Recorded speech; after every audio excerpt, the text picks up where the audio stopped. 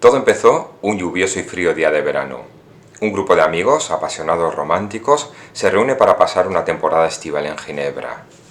Ocupan su tiempo con excursiones, veladas literarias, lecturas y debates científicos. Y de estos encuentros y de las actividades que les ocupan, a una de las mujeres asistentes, una joven de apenas 18 años, se le ocurrirá una historia que causará pavor y que se convertirá en un referente de la literatura gótica. Y es que hoy, en Palabra de Lector, nos adentramos en Frankenstein, de Mary Shelley.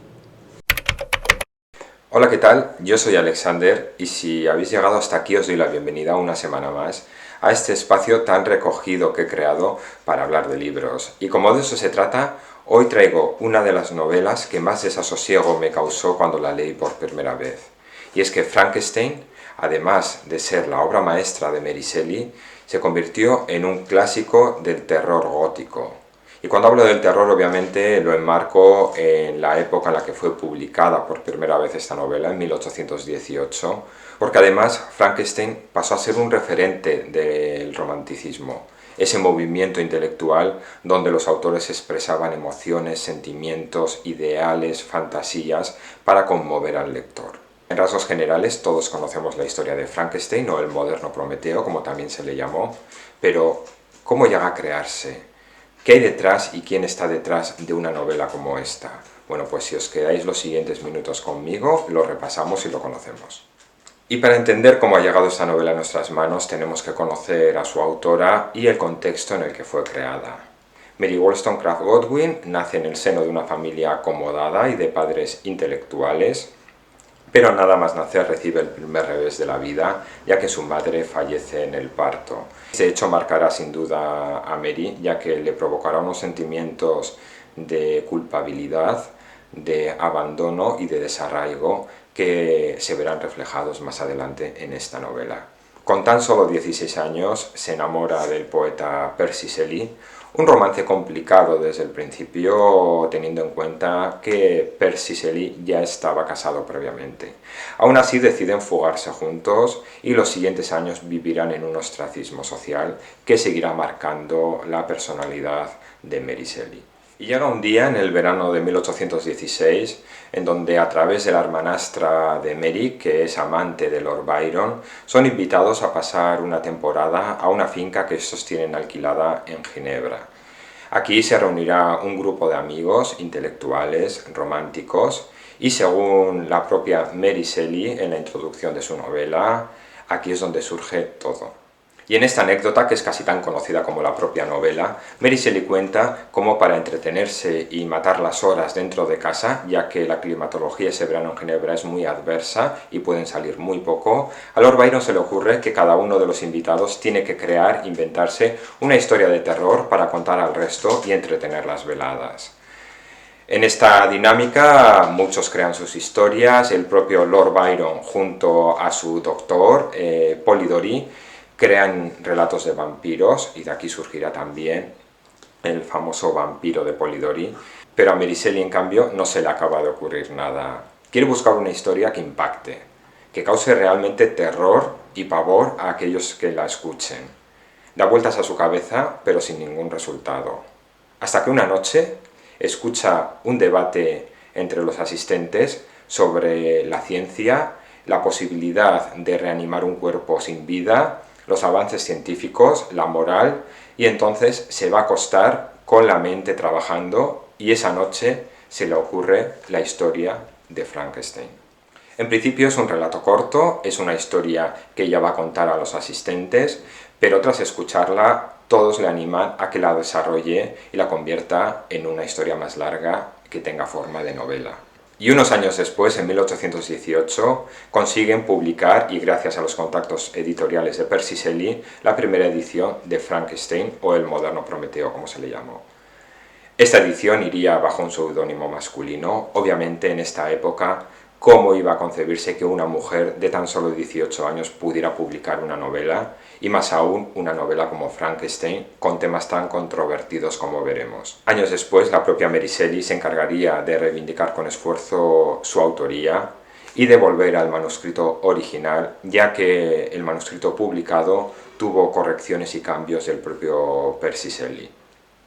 La novela que llega a nuestras manos hoy en día es la versión original de Mary Shelley, sin los retoques ni los cambios de su marido. Mary Shelley muere a los 53 años de edad, sin imaginarse que aquella criatura humanoide que había creado en esta novela llegaría a convertirse en un mito universal. ¿Y qué nos encontramos cuando leemos esta novela? Bueno, pues todo comienza con unas cartas que el capitán Walton escribe a su hermana y donde le cuenta que han rescatado en mitad del Ártico perdido a un hombre, le han dado acomodo en su barco y al preguntarle cómo ha llegado a esa situación, cómo ha llegado a encontrarse solo en ese punto del mundo y cuál es el miedo que le persigue, llegan a conocer una de las historias más increíbles que jamás han escuchado.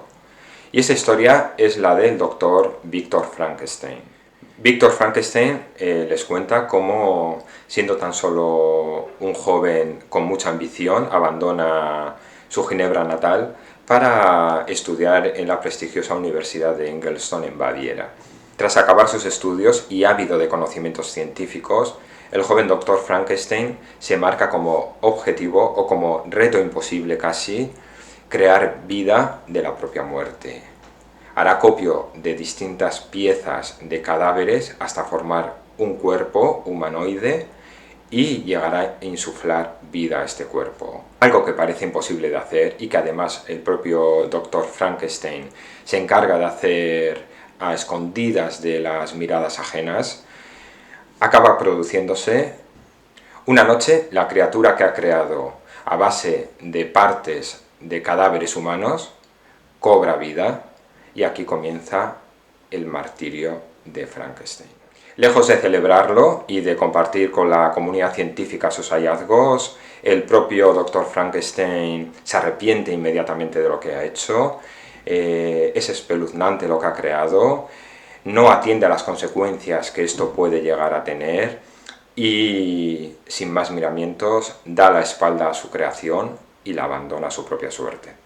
Esta criatura, que no tiene ni nombre, porque el propio Dr. Frankenstein se dirige a él como el monstruo, y aquí viene una de las mayores confusiones que hay en torno a esta novela. Frankenstein no es la criatura que ha creado el doctor, sino el propio doctor.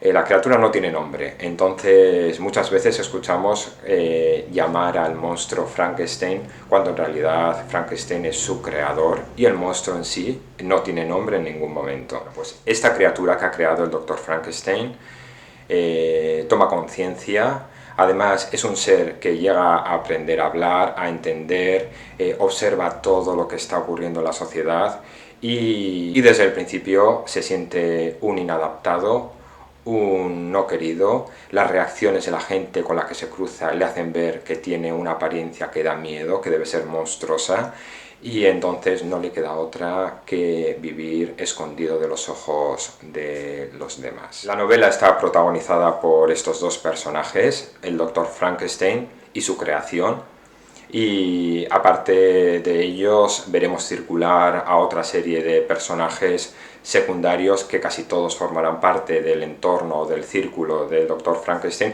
y básicamente serán quienes sufrirán directamente las consecuencias de estas experimentaciones del doctor. ¿Y cómo es el Dr. Frankenstein? Bueno, pues en él vemos un cambio radical. Conocemos al principio a Víctor Frankenstein, un joven con ambición, con inquietudes científicas, ávido de conocimientos, con un reto imposible que es jugar a ser Dios y crear vida de la nada, vida de la muerte, y cuando finalmente lo consigue se viene abajo y hay un cambio radical en él como persona. Arrepiente inmediatamente de lo que ha hecho, no mide las consecuencias, va a vivir un tormento continuo porque él sabe lo que ha creado, pero no se atreve a contárselo a nadie, no se quiere responsabilizar de lo que ha hecho, dar la espalda a su creación y dejarla a su suerte sin saber o sin tener en cuenta qué puede conllevar o qué peligro puede suscitar esto para la sociedad. Por otro lado tenemos a la criatura, que se ve como el resultado de un experimento fallido, cuando en realidad es todo lo contrario, es justo lo que el Dr. Frankenstein buscaba. Entonces conocemos a un hombre que precisamente lo que busca es eso mismo, ser un hombre, ser alguien aceptado en la sociedad, ser alguien querido, tener compañía, y básicamente esa va a ser su motivación para seguir adelante.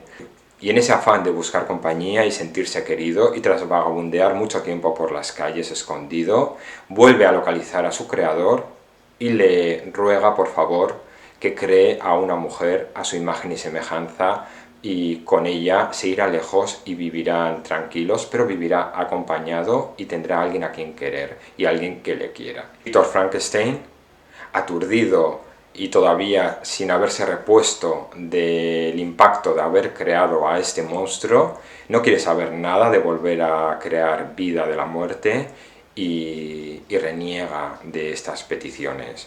Y aquí comienza la gran venganza del monstruo. Y aquí encontramos ese juego de personajes donde tenemos a un hombre que juega a ser Dios y por otro lado a uno que simplemente quiere ser eso, un hombre, a un hombre que reniega de su creación y a la creación que lo que busca es ser aceptado y que no entiende cómo su creador le da la espalda, a un hombre que huye y no es consecuente con lo que ha creado, y el otro que simplemente buscará venganza.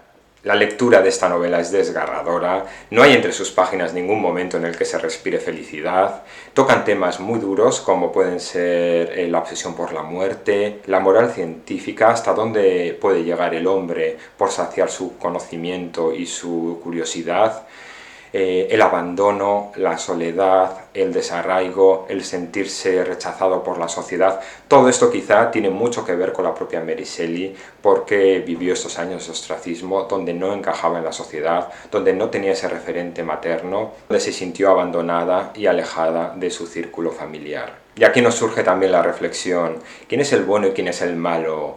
¿Quién es realmente el monstruo? Aquella criatura que no decidió nacer y que aún así tiene que encararse al mundo, o su creador, que ambicionó un proyecto y luego no encaró las consecuencias y le dio la espalda. ¿Quién es más humano de los dos? ¿El que quiere ser humano o el que siendo humano cometa atrocidades monstruosas? Y todo esto y mucho más lo encontraréis leyendo Frankenstein de Mary Shelley. Sin duda no me cansaré de recomendar la lectura de esta novela. Lo he hecho anteriormente y lo hago ahora aquí en este canal, en Palabra de Lector. Si os gusta la novela gótica de terror, si os gustan los clásicos, me parece un referente. Si aún andáis por aquí, os doy las gracias por haberme acompañado una semana más durante estos minutos. Si os ha gustado el contenido de este vídeo, me podéis regalar un like, os lo agradeceré. Si queréis dejarme cualquier comentario, cualquier impresión, si os habéis leído la novela, qué os ha parecido, si estáis de acuerdo con lo que he comentado o tenéis otros puntos de vista, podéis escribir porque os voy a leer seguro.